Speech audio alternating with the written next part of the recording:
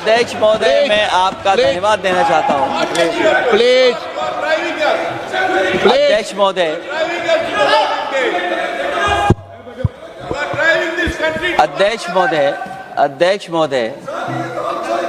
अध्यक्ष महोदय, मैं आपका धन्यवाद देना चाहता हूँ। आज मुझे एक बहुत महत्वपूर्ण समय पे मुझे बोलने का मौका मिल रहा है। अध्यक्ष महोदय, मैं अभी भारतीय जनता पार्टी के माननीय सदस्य को भी सुन रहा था, उनके वरिष्ठ सदस्यों को भी और माननीय मंत्री जी को मैंने सुना है, और इस महत्वपूर्ण विषय पर उन्होंने अपनी बात रखी है। समाजवादी पार्टी महिला आरक्षण के पक्ष में है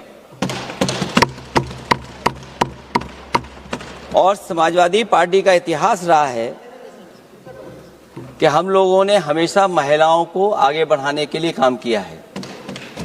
हमारे नेता जिनकी विचारधारा पे हम लोग आगे बढ़ रहे हैं, डॉक्टर राम मनोहर लोहिया, उन्होंने हमेशा जेंडर जस्टिस और सोशल जस्टिस की बात की है।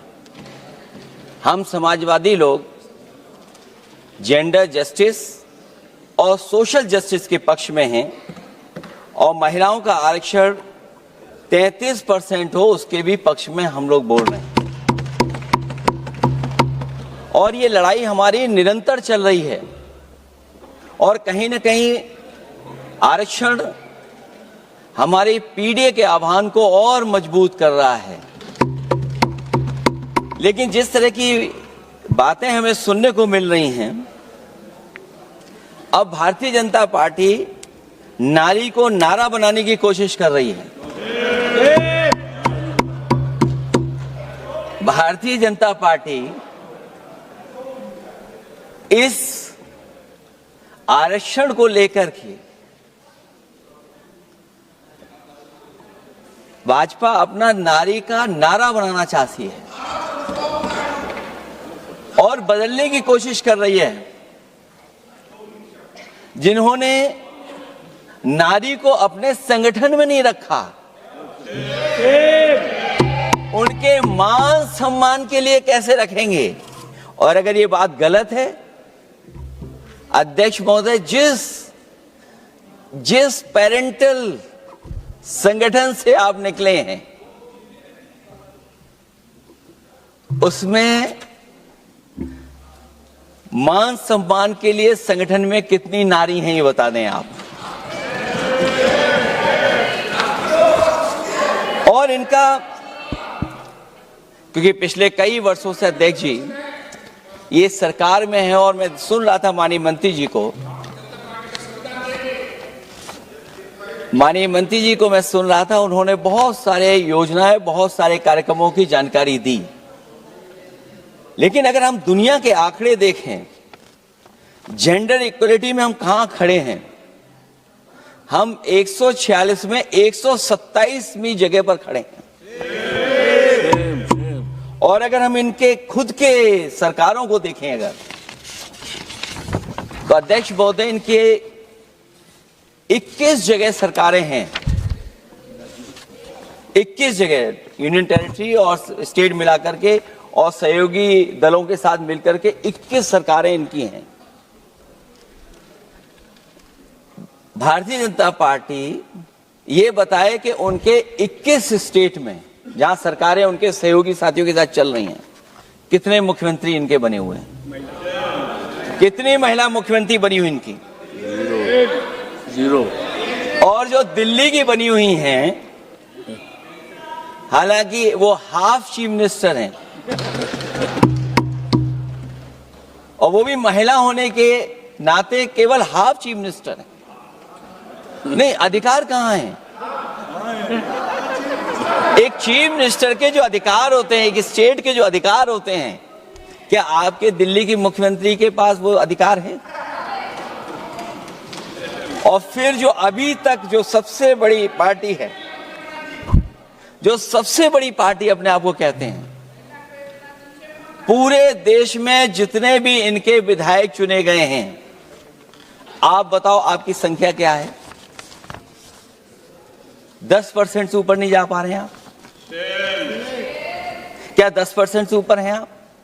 और फिर लोकसभा की गिनती में अगर हम देखें तो लोकसभा की गिनती में कितने संख्या में आप हैं?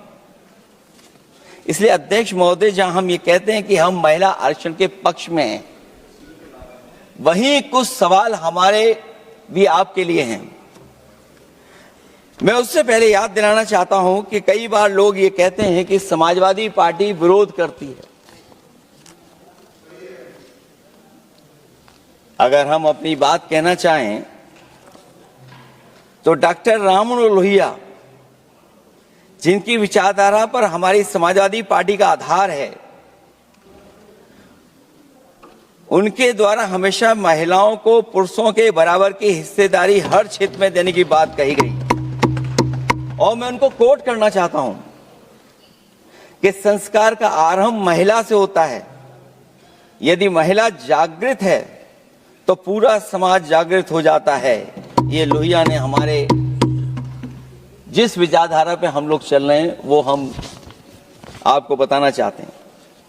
जब तक महिलाएं राजनीति में नहीं आएंगी, सामाजिक क्रांति अधूरी रहेगी।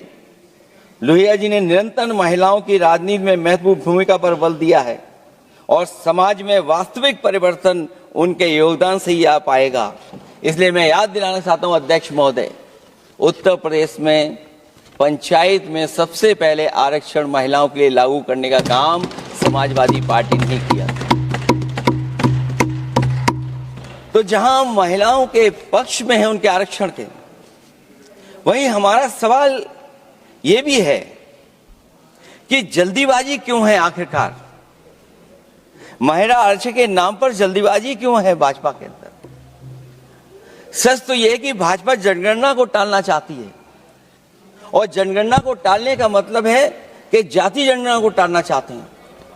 और जाति जनगणना इसलिए टालना चाहते हैं क्योंकि वो आरक्षण का सवाल उठेगा। जो भाजपा, उनके संगी साथी कभी भी देना नहीं चाहते हैं आरक्षण। भाजपा को यह भी अच्छी तरह याद है कि पीडीए में ए का मतलब आधी आबादी है, मतलब महिलाएं भी पूरी की पूरी उसमें गिनती में आती।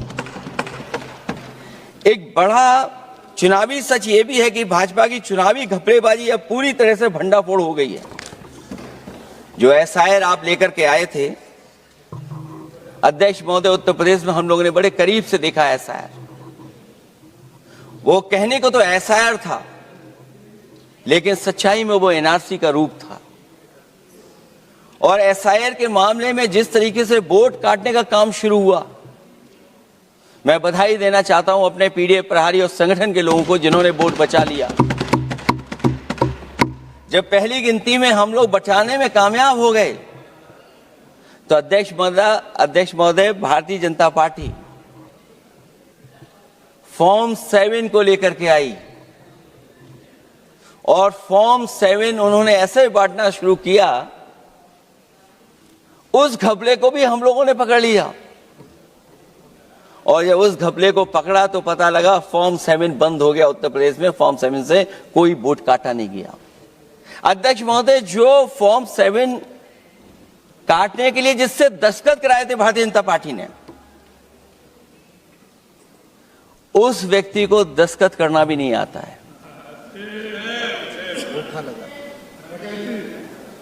अध्यक्ष महोदय, जो एसआईआर के बहाने फॉर्म 7 लेकर के आए थे, जो फॉर्म 7 दस्तखत करा करके वोट काटे जा रहे थे उत्तर प्रदेश में, जब पकड़ा गया, हम लोगों को जानकारी मिली, हम लोगों ने उसको प्रेस के सामने लेकर के आए और चुनाव आयोग को शिकायत की।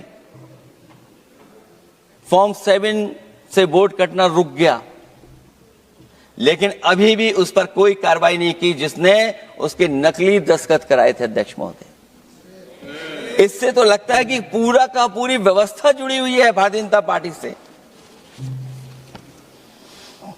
और धीरे धीरे जो भारतीय जनता पार्टी की सरकार चली है, हेरा फेरी हम लोग पकड़ लिए, भाजपा की कलई खुल गई और उसके समर्थक और वोटरों का अकाल पड़ने लगा। तब भाजपा निराशा के इस दौर में उभरने के लिए बिल लेकर के आ रही है। ये भारतीय जनता पार्टी का जो वोट कम हो रहा है, असली लक्ष्य अध्यक्ष महोदय वोट है, सत्ता में रहना है, इसलिए आरक्षण को लेकर के आए हैं। भाजपा की यही राजनीतिक चाल रहती है। जब पुराने लोग ये समझ जाते हैं कि भाजपा किसी की सगी नहीं है, तो हर बार भाजपा कुछ नए लोगों को अपने लुभाने जुमलों में फंसाती है। इस बार भाजपा महिलाओं को लेकर ये पुरानी चाल चल रही है, लेकिन सफल नहीं होगी, क्योंकि सबसे ज्यादा दुखी तो महिलाएं ही हैं। सही बात है। भाजपा की कमीशन खोरी और चंदा वसूली की वजह से जो महंगाई बढ़ी है, उससे उनकी रसोई सूनी हो गई है। रही सही कसर सिलेंडर की, बेतहाशा बढ़ती कीमतों ने पूरा कर दिया है। ये अध्यक्ष महोदय मैं इसलिए कह रहा था कि माननीय मंत्री सिलेंडर की याद दिला रहे थे। उन्होंने इज्जत घर को भी याद दिलाया, जिसको कभी प्रधानमंत्री जी ने कहा कि ये इज्जत घर होंगे। गांव गोद लिए गए, जाकर के सरकार देखे उन गांव को अनाथ अगर किसी ने छोड़ा है तो भारतीय जनता पार्टी ने छोड़ा है। हर महिला अपने बच्चों को पढ़ाना चाहती है, लेकिन भाजपा की शिक्षा विरोधी सोच तो सरकारी स्कूल तक बंद करवा दे रही है। महिलाओं का दर्द क्या होता है, ये मेरठ के दुकानदारों के परिवार की महिलाओं की आंखों में आए आंसू भी बयां कर रहे हैं, और नोएडा की मजदूर और मेड के गले बयान भी कर रहे हैं। क्योंकि जब हम बहस महिला आरक्षण पे कर रहे हैं, तो हमें याद रखना चाहिए कि हमारे बिल्कुल बगल में 40,000 से ज्यादा लोग सड़कों पे मजदूर, महिलाएं सड़कों पर हैं, जहां से प्रभु श्री राम जो कभी हम लोगों ने स्क्रीन पे देखा था, वो चुन करके आए थे। वहां पर महिलाएं धरने पर बैठी हैं। आज नहीं आई क्या? और अगर ये धरने पर इसलिए बैठी हैं क्योंकि उनको न्याय नहीं मिल रहा है, भारतीय जनता पार्टी की सरकार की वजह से उनके घर उजड़ रहे हैं, महिलाएं रो रो करके न्याय मांग रही हैं, तो मैं कहना चाहता हूं अध्यक्ष महोदय सरकार से कि अगर ये बिल इतना ही सही है तो इसे मेरठ नोएडा की पारिवारिक और कामगार महिलाओं के बीच बैठकर घोषित किया जाए कि उनके लिए इसमें क्या क्या होने जा रहा है। हम महिला आरक्षण के साथ हैं, पर उस भाजपाई चालबाजी के खिलाफ हैं जो एक साजिश के तहत की जा रही है। भाजपाई और उनके संगी साथी देश की सबसे बड़ी आबादी के वर्ग मतलब पिछड़े वर्ग की महिलाओं के बारे में चुप्पी साधे बैठे हैं। ये बात अध्यक्ष जी समझ में नहीं आ रहा है, क्योंकि जब हम लोग प्रधानमंत्री जी को सुनते थे तो वो ये कहते थे कि हम पिछड़े वर्ग से आते हैं, हम आप जैसे ही हैं, पिछड़े हैं। लेकिन जब आरक्षण की बात हो रही है तो पिछड़ों की संख्या इसमें कितनी है, हमें उम्मीद है कि सरकार इस पर जरूर बात अपनी रखेगी। ये संशोधन के नाम पर जो जल्दीबाजी दिखा रहे हैं, दरअसल उसके पीछे भाजपाइयों की मंशा है कि जनगणना न करनी पड़े, क्योंकि अगर जनगणना करनी पड़ेगी तो जातिवार आंकड़े भी देने पड़ेंगे और जातिवार आरक्षण भी। ये भाजपा का एक बहुत बड़ा षड्यंत्र है, जिसमें जनगणना आधारित परसीमन को नकार कर पिछड़ों का अधिकार लूटा जा रहा है। ये लोकतंत्र के खिलाफ खुफिया लोगों की गुप्त योजना है, जो अब तक स्वीकार नहीं, जब तक प्रक्रिया के साथ हम लोग स्वीकार कभी नहीं कर सकते, जब तक इसका लागू करने का तरीका ठीक ना हो। अगर पिछड़ों की आबादी कम से कम अगर हम गिन लें कि 70%, 80% से ज्यादा है, अध्यक्ष महोदय अगर हम उनको 66% मान लें, तो इनकी आबादी कम से कम पिछड़ों की 33% होगी, आधी आबादी की जनसंख्या, जिनके हक की बात तो है ही नहीं इसके अंदर। इसका मतलब यह हुआ कि पिछड़े वर्ग की 33% महिलाएं, उनको हक देना नहीं चाहते ये लोग, हक उनका छीनना चाहते हैं।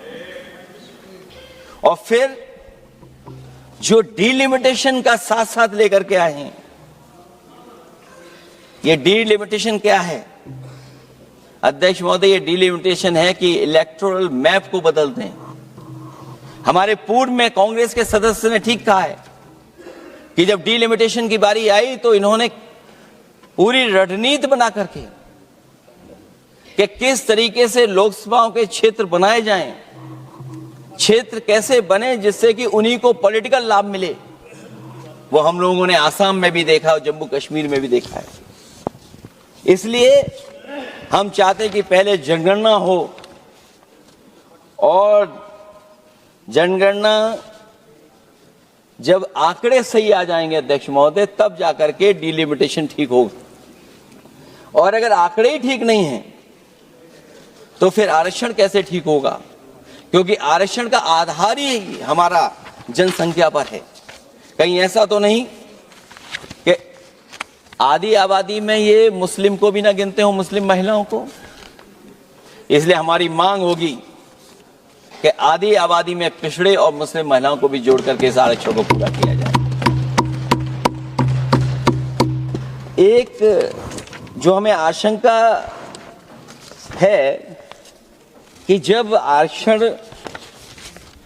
होगा और डिलिमिटेशन होगा और जब संख्या बढ़ेगी तो उत्तर प्रदेश की संख्या विधानसभा की 500 से ऊपर होने जा रही है।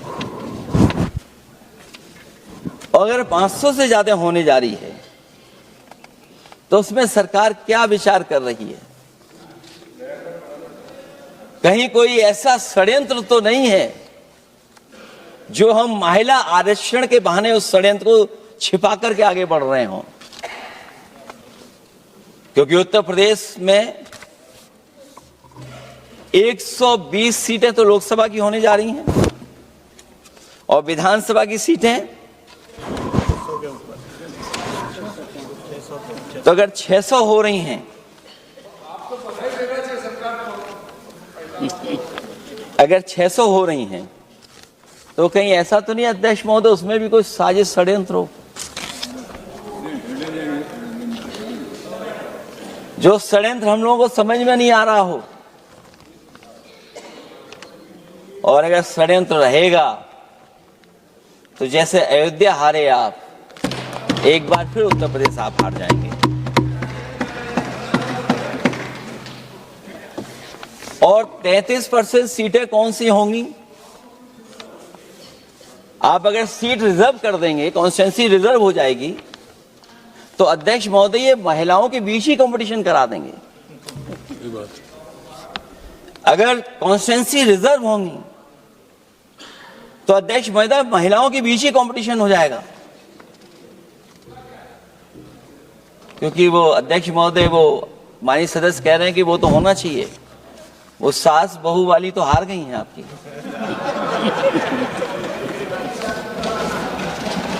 तो अगर पार्टी को ये मौका मिलेगा तो न केवल कंपटीशन से हम बच सकते हैं बल्कि संख्या महिलाओं की लड़ने की ज्यादा होगी।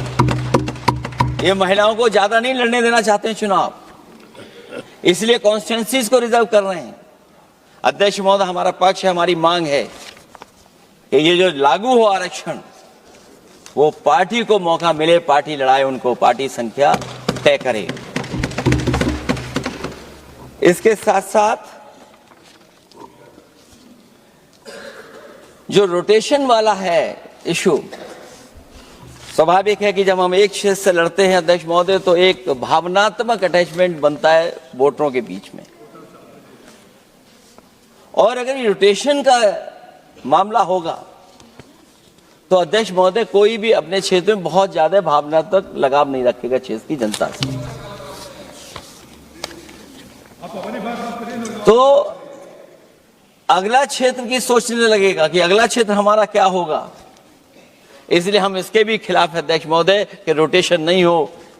हम रोटेशन की प्रणाली के खिलाफ हैं, इसके पक्ष में हम लोग नहीं हो सकते।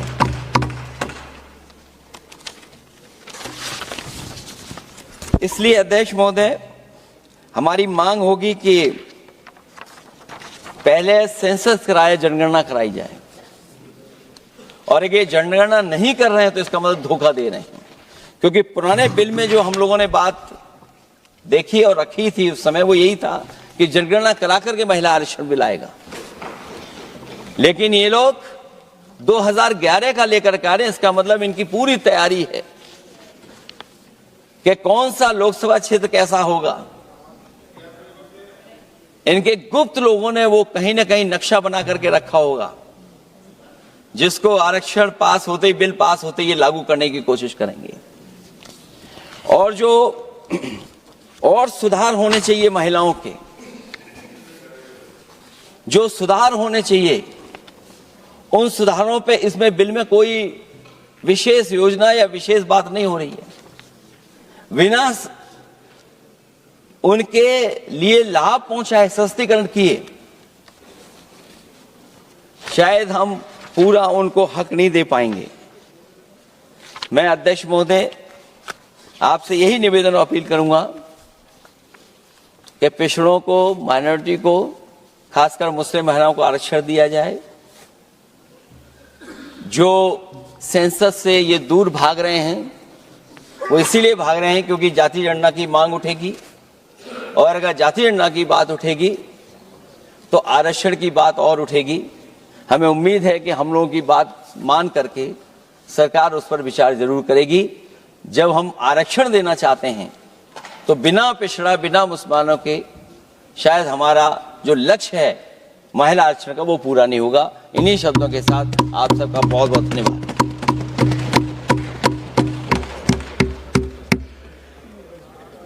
सारी मतलब की बात होगी। श्रीमती काकोली घोष।